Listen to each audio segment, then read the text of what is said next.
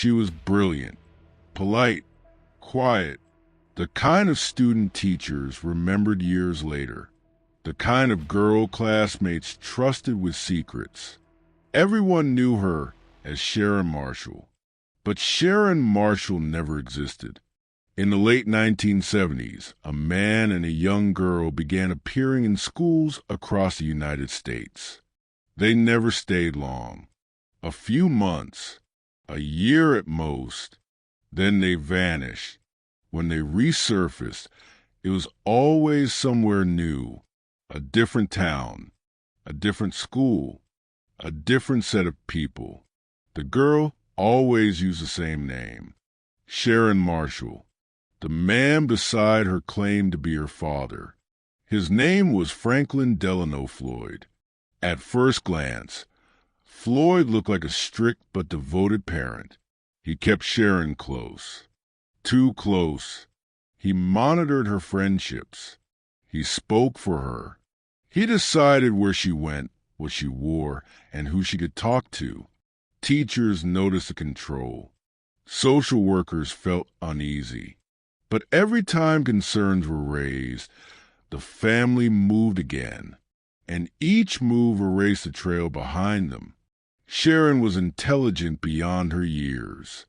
She excelled academically. She wrote beautifully. She dreamed of becoming a doctor or a lawyer. She believed education was her way out.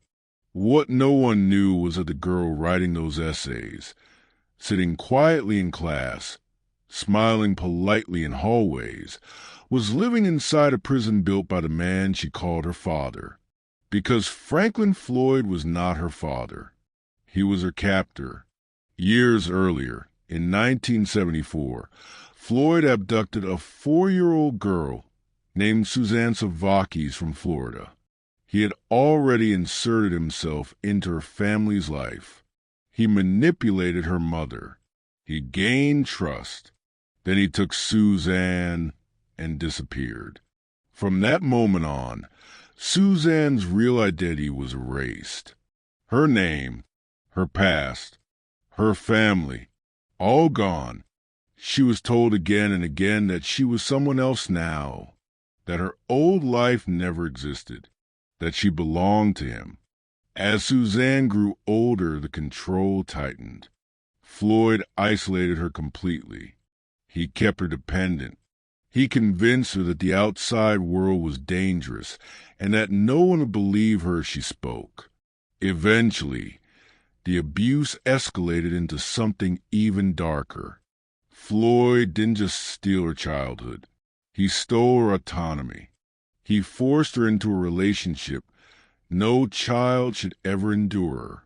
And he did it under the cover of a fake name and a fabricated history. Sharon Marshall became known as a model student. She won academic awards. She earned scholarships. Teachers described her as gentle, shy, and deeply anxious. Some noticed bruises. Others noticed fear. A few reported concerns. But Floyd always had an answer. And before investigations could begin, he moved her again. By the mid-1980s, Sharon was a teenager. She was beginning to question things. She asked about her birth certificate, her family history, her childhood. Floyd responded the only way he knew how, with threats, with manipulation, with violence. He reminded her that he controlled everything, her identity, her future, her life. Then, in 1988, Sharon Marshall disappeared. Franklin Floyd told different people different stories. To some, she had run away. To others, she had died. There was no police report, no missing person case, no obituary, no funeral. And because Sharon Marshall never officially existed, there was no system to flag her absence, no database to search, no name to look for. She vanished without a trace. Years passed. Floyd continued committing crimes, kidnappings, fraud, eventually murder. In 1994, he abducted another child, a baby boy. Shortly after, the boy's mother was found murdered. This time, Floyd was caught, and when investigators began digging into his past, they uncovered something far more disturbing than anyone expected. They found school records, medical forms, essays written by a girl named Sharon Marshall. But when they tried to trace her identity, nothing matched. No birth records, no social security number, no adoption papers. It was as if she had been created out of thin air. DNA testing finally revealed the truth. Sharon Marshall was Suzanne Savakis, a child stolen at 4 years old, renamed, reprogrammed, forced to live a lie for over a decade. The girl everyone admired had been surviving a nightmare in plain sight. Franklin Delano Floyd was convicted and sentenced to prison.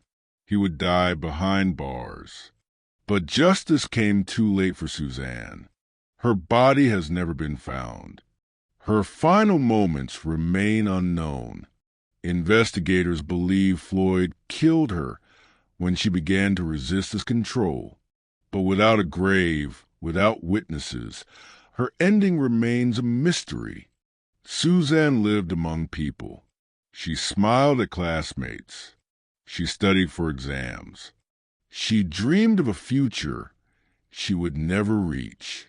And yet legally she did not exist.